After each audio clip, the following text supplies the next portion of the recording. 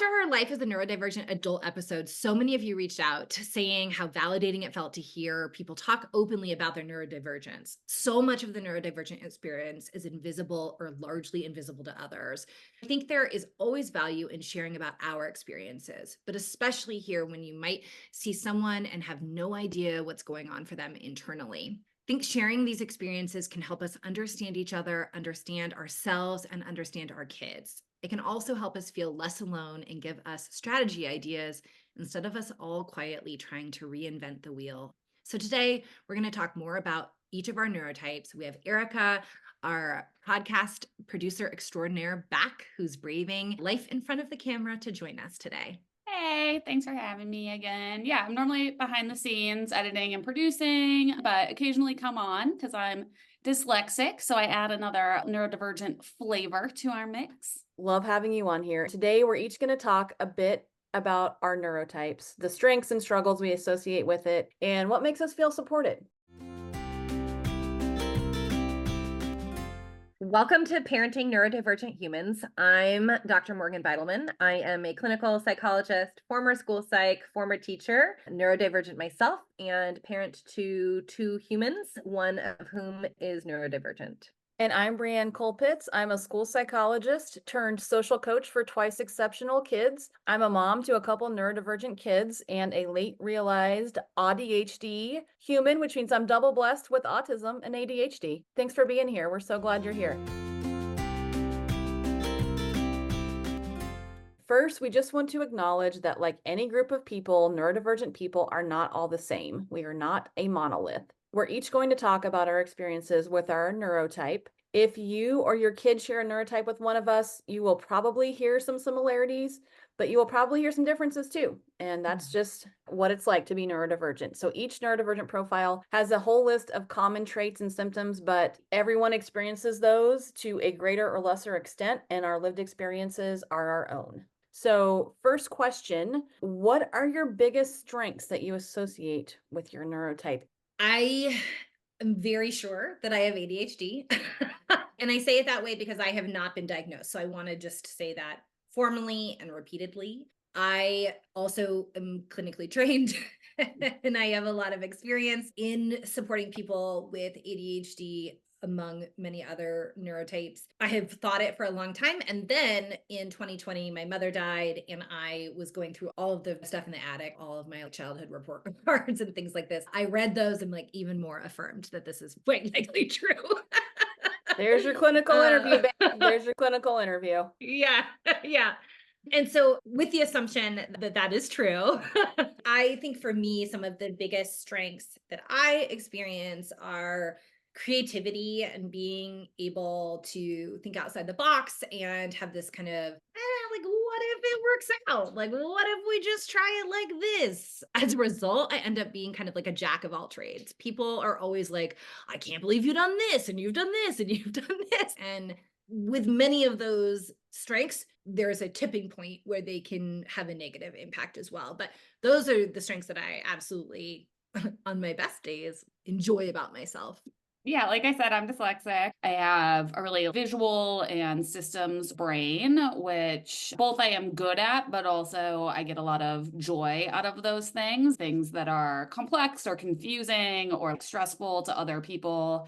My brain sees them as really fun logic puzzles and gets a ton of joy out of figuring them out. So I found that that's a way that I can both be helpful and get a lot of reward and meaning out of the work that I do. Academically, if conceptual things have always come really easily to me, and because the actual execution was often very hard, naturally picking up the concepts gave me an ability, for better, for worse, to mask the places that I was struggling or to get such high scores in one area that I could get away with my deficits since I didn't have official support in K-12. Yeah, this is Breann. I have an ADHD neurotype, which is autism and ADHD. Thinking about like all of us not knowing about our neurotypes when we were younger. So this is kind of like a reflection. I feel pretty good about my strengths in pattern recognition, being able to see patterns, out there in the world, whether it comes to like doing a jigsaw puzzle or with human behavior, all the patterns. I like going deep. I see that as a strength. I am not your small talk queen. I want to get deep and I want to have meaningful relationships, really get to the bottom of something, figure out why. I think that is a strength. This might be a surprise for some folks, but I think I'm a little gifted in the humor department, or I'm just delusional about how funny I am. Not that I'm a stand-up comedian or anything, but many stand-up comedians are autistic. That's a fun thing because I think we see the patterns of human behavior and can make fun of it in ways that are calling something out. So funny. This is me going off on a tangent, but I was with a client the other day and we were on TikTok watching people who identified as autistic doing little bits from their stand up, and my client is autistic and he was just in love, like so happy. And it was just so fun to see him identify with these comics and light up in a way that I hadn't seen him do in such a long time. And you're right, ability for pattern recognition is profound often, and it just can make for great humor. Love that. So, what do you feel are the biggest areas of struggle that are associated with your neurotype? And are there any struggles that might surprise people or be less known in pop culture? Yeah, I have the standard spelling, reading challenges that are pretty commonly known, but there's so many other things that are less known that I definitely associate with my dyslexia. For example, I taught phonics and phonemic awareness for years. It was my full-time job to write phonics and phonemic awareness curriculum for years. So I write curriculums that are literally about doing phonics games, having kids be able to start hearing the patterns, be able to repeat them. Like hearing an ah versus hearing ah. Yeah, exactly. And being able to sound out kids doing like at, what does it say? Doing all of that orally before you're actually doing it in writing or in reading. But anyways, I know this stuff inside and out. My youngest kid has recently started speech and his speech teacher knows my background. And so she was asking me like specific questions about the sounds he can make, how often, how consistent. And I had to be like, I'm dyslexic. I know all these things academically. I know all the concepts you're talking about. But still, despite all my training, I really struggled to hear the difference between close sounds. And unless I'm 100% focused on it, I just can't hear them. So despite knowing all these things and hearing my kid make these sounds all the time, I can't list what sounds I'm actually hearing or not hearing or whether or not they're consistent. And so it's just this moment that stood out that I was just like, oh yeah, no matter how much training and understanding I do have and how confident I am in it, there's still this deficit that's just how my brain processes information, and my brain just skips those small differences, and that's the reality and always will be. This extends to all letters and numbers. I think people often miss that. I have never met a human being who is worse at learning names than me, and not in like a funny, oh, it's hard to learn names. I feel like everyone says that, but in an actually, no matter how hard I try, focus on it, I will come out retaining 0 names. Luckily, it's gotten much easier with the internet. It's something I just study if I need to learn a name. But I think those things come off as quirky, come off as maybe rude, inconsiderate. Same with phone numbers. I realized as an adult, I knew 0 phone numbers. To memorize my husband's phone number, it took me an entire week, and I still second guess the second to last number every single time I say it 10 years later because my brain has such a hard time imprinting. Multiplication tables, I still know no multiplication tables. I use repeated addition to this day. I finished AP Calc. I tutored college level statistics. The conceptual side of this I love and I'm really good at, but the memory side is just really not how my brain works.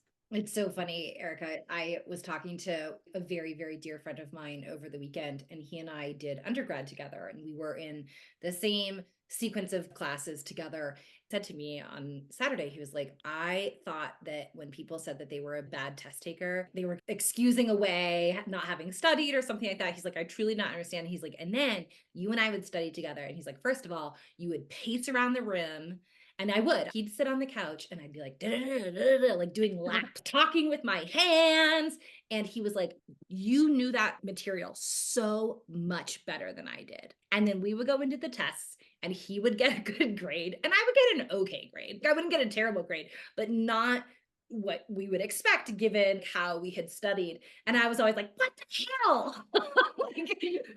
I wanted him to have a good grade, but I was annoyed that I didn't have an equally good grade. And it was because I conceptually understood it. And then there would be this nitty gritty question. And I was like, or I would overthink it. And I'd be like, well, potentially depends on if you look at it this way or this way or this way or this way.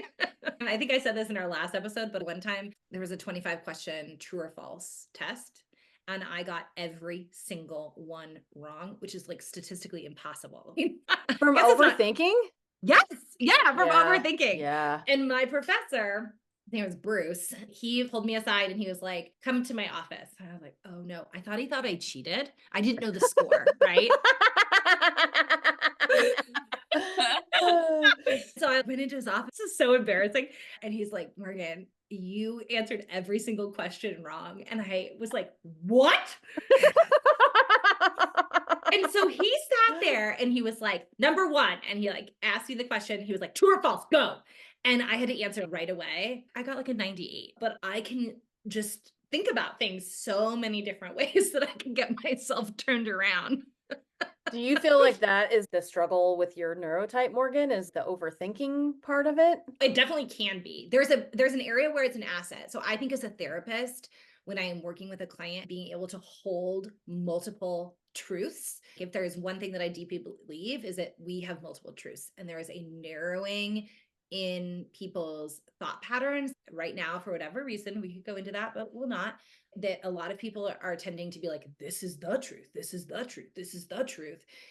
Or this is my truth. And it's like, actually, there are multiple truths here, and there almost always are. And so as a therapist, I actually think that's quite an asset, because somebody can tell me something and I can hear things and I can hold what I anticipate are likely some of the perspectives from multiple people, which can be great. I think if you asked my team, when they asked me a straightforward question, this happened to Erica and I on Tuesday, where she asked me one question and I spoke for, I don't know, 40 minutes. And then I was like, okay, I gotta go because I'm at a kid's house. And she was like, great, 18 different pieces of content.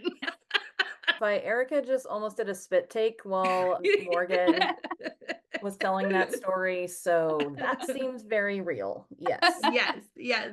And I can feel myself doing it. I can feel that I was asked a very direct question and that I was like, well, and I have like ballooned it into this way larger thing. And also I can't just answer the question because I'm like, well, there's so much nuance here. And welcome to my TED Talk.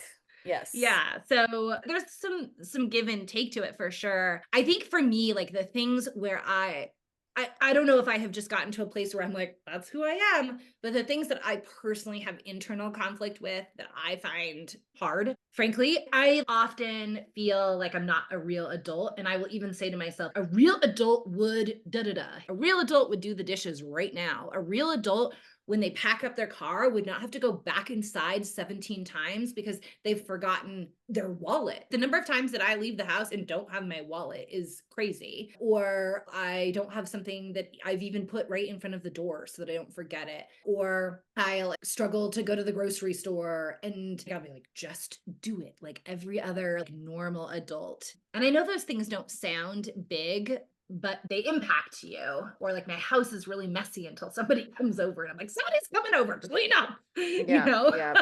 And people are like, you're a slob. I'm not a slob. It's not dirty. It's just everything is here so I can find it. Right. Yeah. Because if it's out of sight, does it even exist? I have 3 gray sweaters because one was in the dryer and I was like, I left it somewhere. I did not. It is in the dryer. So now you did. You left it in the dryer. And you couldn't find it.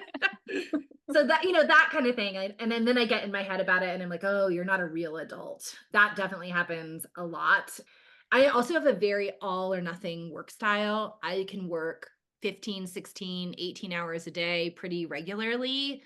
And then I'll do nothing. If I have one thing to do, it will not happen. Also, the hyperfixation is so real, and sometimes it's very helpful. Like if I have a client who's struggling with something, or if I myself is struggling with something, or I'm interested, I can go on a deep dive.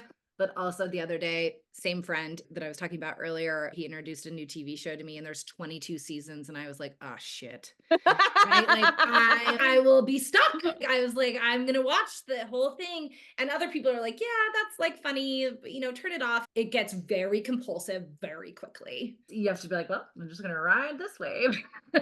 Yeah, my ADHD parts of my brain resonate with a lot of what you just said, for sure. Yeah.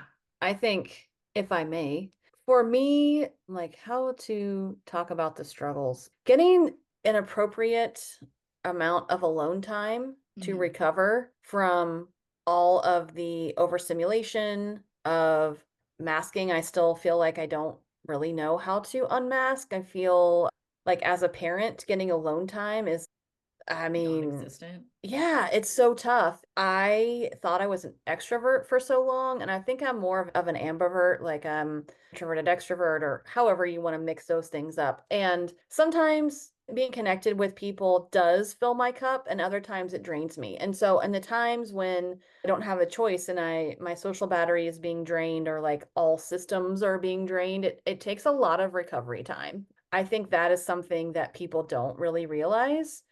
And then autistic folks are out here burning out left and right. And our kids, I think, are burning out at younger ages because of the increasing demands of school. Kindergarten is not just playing and learning how to share space. It's like, hey, you got to read by the time you're out of kindergarten. And just, we've moved the goalpost so much when it comes to education and what's important. I think, we're just trying to manage our window of tolerance. So what we can handle in our nervous system all the time. What I need to reset my window or recover from that is a lot of alone time that I don't get. The recovery time for my nervous system needs is a struggle.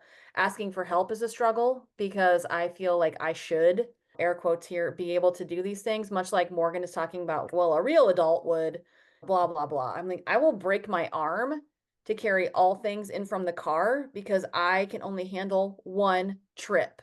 Just things like that, rules that I've made up for myself because that's just what helps me organize and make sense of the world sometimes backfire on me. I get into rigid thinking mode.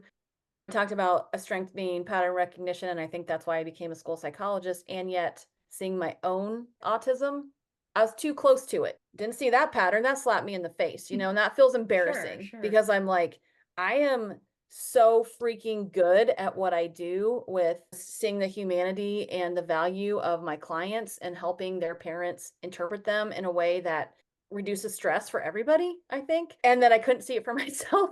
That's a little bit like, dang, wow, that was right there in front of me. But you're close to it. That's so understandable. It's like a forest in the tree situation. Feeding myself is a constant struggle. We just went to Costco, spent so much money on food, and I'm like, we don't have anything. There is nothing here to eat. Home food is never what I want to eat. I've had coffee for breakfast, I think. I think I ate some leftover of my kids' breakfast foods. So that's a struggle for me as an adult. And just thinking about how in middle school, if I had to stay, I was a cheerleader, which I want to whisper because I'm like, wow, she was really masking hard. Anyway, I knew what to do. There was routine. Living my life 1/8 count at a time. But I was also eating whatchamacallits for dinner, not putting together, hey, this candy bar is not going to fuel you. I still struggle with it. So, yeah. Yeah. I was talking to Morgan the other day and I was like, Morgan, someone went shopping yesterday. My fridge is full. I don't want to eat any of this. Who bought all this food? Like, it was me, obviously. But I just opened it and I'm like, who did this? Like, Yeah. I don't know what that girl was doing yesterday. I hate everything here. Yesterday me is so dumb right now. Why was this on the I hate list? her. Yeah. Yeah. Breann, a couple of things that you said like really resonate with me. One that I think is the hardest is recognizing my need for regulation. I think right now, at least in the school landscape, there's a lot of discussion around regulation, which I think is really great. And I sometimes worry that we only are talking about regulation in terms of intervention when something is going wrong and now somebody is dysregulated and we're like, you have to re-regulate. Yeah, it's weaponized in a way sometimes. Yeah, I don't think that's the intention, but I do think that that's kind of the result sometimes, right? And recognition that every single human dysregulates, right? And every single human auto-regulates or self-regulates as well as co-regulates, meaning that they regulate with other people, and they also sometimes can regulate alone, especially depending on the situational level of dysregulation.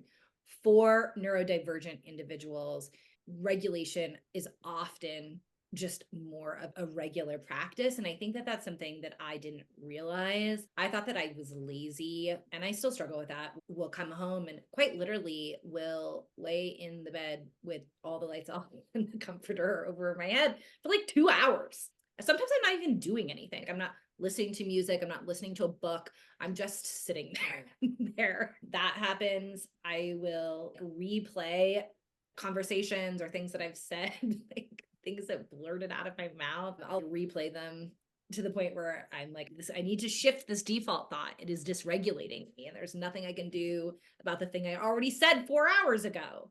Right. There's that. Another area where I've seen an attempt to regulate is, I think, through food.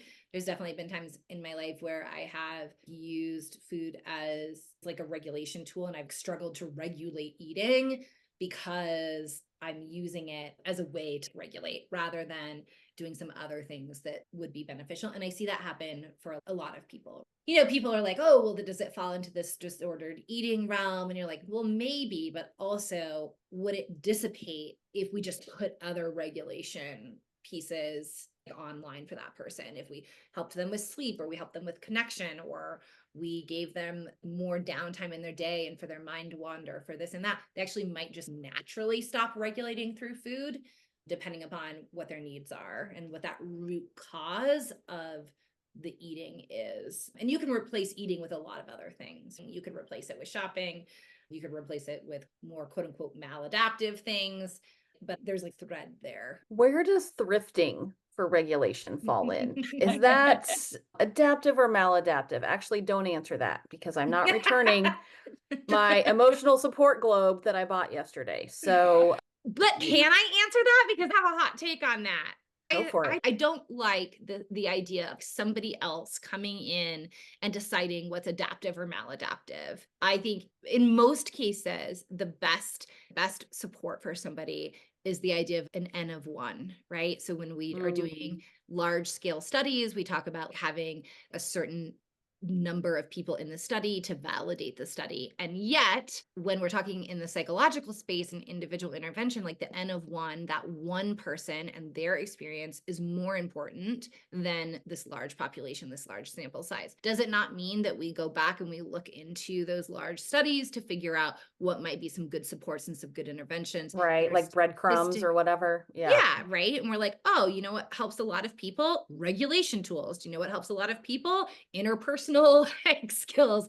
Yes, of course we bring those things in, but there's always what is going to work best for that individual. And the woman who wrote Dopamine Nation, she has a chapter in that book, and I cannot remember her name right now, but hopefully we'll put it in the show notes. I loved this. She was talking about working with a client, and the client was struggling with alcohol use, and that person had decided that they were going to leave one beer in their fridge. And most studies would tell you that that's like a terrible idea, right? Get the alcohol out of your house if you're struggling with alcohol use. This person, for this N of one, having the one beer in the fridge actually was incredibly powerful and helped them maintain sobriety.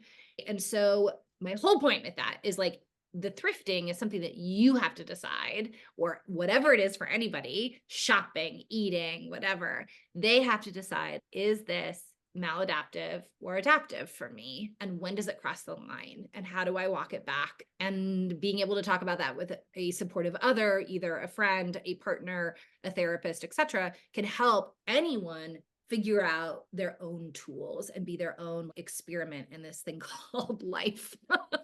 Yeah.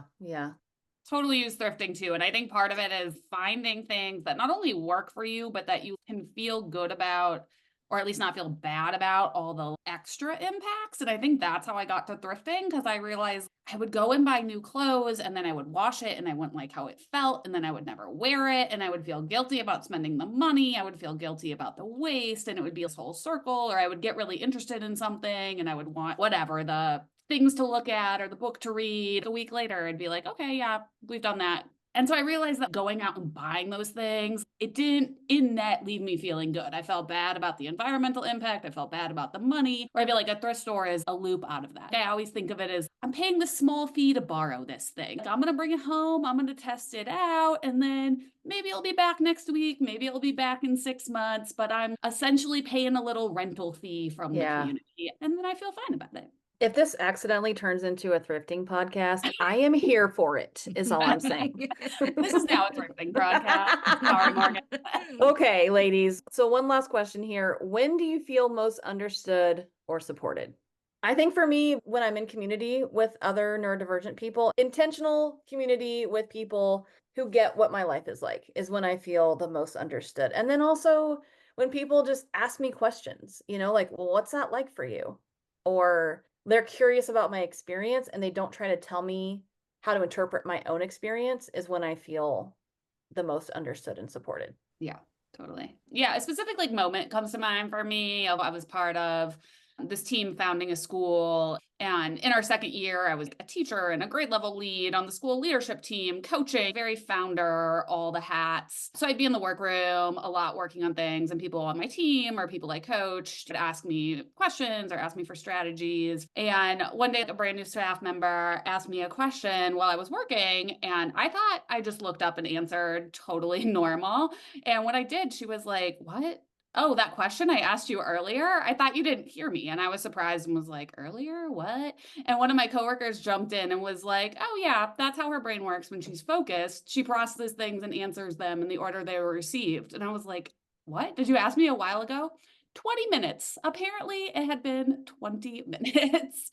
And I was just in this hyper focus, had no idea. I was like, do I do this a lot? My carpool buddy is like, girl, yesterday I asked you a question at 9 a.m. and you randomly answered me on the way home. I'm like, oh, okay. But yeah, it was this moment of realizing that had never happened to me in a work situation before because I had always been masking. So I think my brain never felt comfortable enough to go into these moments of hyperfocus. And then I was with this crew that I felt like really got me. I really cared about the work we were doing. They understood my assets and I was doing work that fit really well with my brain. So for the first time, I was going into these moments of hyperfocus. And at first I was like, oh my God, what? Like, this is so weird. And then as I thought about it more, I was just like, how cool. Like, what a moment of acceptance that no one ever said anything about it. They didn't take it personally. They didn't make fun of me or say I should do it differently. They were just like, oh yeah, like that's how our brain works, and just went with it. And it wasn't until there was a new person that they were like, and we should probably tell the new girl. I love that they were advocating on your behalf and saw you as an asset and were just like, oh yeah, that's how this person's brain works. For people that have masked their whole life, you're so used to, oh, I need to apologize. I need to make up an excuse. I need to explain it, and have them just be like very nonchalantly like, yeah, that's how it is. Okay, moving on. I was like, oh, maybe I can explain or not explain myself in that way. Maybe I can try to accept myself and just like, yeah, it is what it is. Moving on sort of way. I love that. Yeah, I love that too. I think for me, this is not specific to neurodivergence, but personally, something that just feels really good is small acts. So thinking about this past week in my life, I had somebody bring me a soda water and knew that I would want one. I had somebody else know that I don't like overly sweet things, and they made something that was not overly sweet and they brought me a piece. And so sometimes it's just really small like that, where somebody knew enough about me and then thought about me and did something small and kind. I know that's not specific to a neurotype, but it is specific to me. And then I think for my neurotype, a couple of supports that feel particularly great are my colleagues. My team will sit together. Like I said earlier, I can feel myself going off, and Erica in particular just sits there and just like takes all the notes. Or I have another team member, Leah, who does the same kind of thing. And instead of forcing me back on the path, they just are graceful and accepting of, we're going to just take a little detour over here and then we'll eventually get back over here, which is very, very helpful. Also, I am very lucky and now resourced in my life, and I have a lot of support. A work team, I have support at home that allows me to keep all the trains on the tracks. I think if I were trying to keep all the trains on the tracks at all times, I would have ADHD burnout far more frequently than I do. I mean, I still have it, but that outsourcing and that support is really helpful. Other things, the realization that I'm going to cycle and that most people with ADHD are going to cycle. This is why a lot of times people with ADHD are misdiagnosed with bipolar disorder, particularly in women. But I will go through these periods where I'm just incredibly productive. And then I'll go through periods where I'm like a bump on a log and I'm doing the bare minimum. And Same here. yes. And when I am in this hyper productivity mode, I'm cooking all the things, I'm making all the things, I'm writing all the things, studying all the things, reading all the things. I am on fire. And then when I'm not, I can't even wash a dish. And so I order things like bamboo plates because I have a value about not creating more waste than I need to. So I can put these bamboo plates in the compost. And so getting to a place where I'm like, yep, like we are at a week or a time period where we are just all the paper plates are happening, and then having acceptance around it and not shaming myself around it has been a really valuable support for me. And I think that happened because other people talked about the way that they move through the world in an authentic, genuine, and unshaming way. Yeah, I hope that's what we're doing for our listeners here today too. Any final thoughts? I think we've said a lot.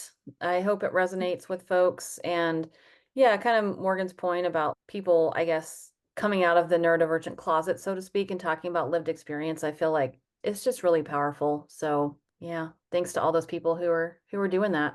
Yeah, I definitely agree. I feel like it's always interesting to me and empowering to hear other people's stories, and definitely makes me feel like, okay, now I can be even a little more accepting myself. This is how I am. And I think as we hear other people, it allows us all to get a little louder, or at least a little less quiet about our experience. Yeah, maybe a little bit more comfortable in our own skin even. Yeah. All right. Well, thank you all for listening. We'll have another new episode out next Tuesday morning after what does not trying to fix neurodivergent people actually look like. We got lots of questions about how to pick priorities and set neurodivergent affirming goals for our kids. So next week, we'll be diving into that. Make sure to subscribe so you don't miss it. And if we are a good fit for you, please join our communities. We'd love to have you. You can find us on Instagram. Dr. Morgan is at Dr. Morgan Vitalman, and Breann, that's me, is at It's Breann Colpitts. As always, if you have a question or topic you want us to cover, send us a note. You can message us on Instagram or use the Google form in the show notes. Yeah, we love building this podcast with you, with your buy-in and with your suggestions. And we also would love it if you are loving the podcast, please leave us a review. It is so helpful. It's kind of like how the podcast gods work. So we appreciate your positive reviews. Thanks, Erica, for being here in person, for coming out from behind all your editing and podcast producing equipment. Erica is doing all the magic behind the scenes, and we appreciate you. Thank you for being here with us this week. Thanks for having me. See you next week. Bye. So, Erica, started after the third time we air out our armpits and shake our hands off. Okay.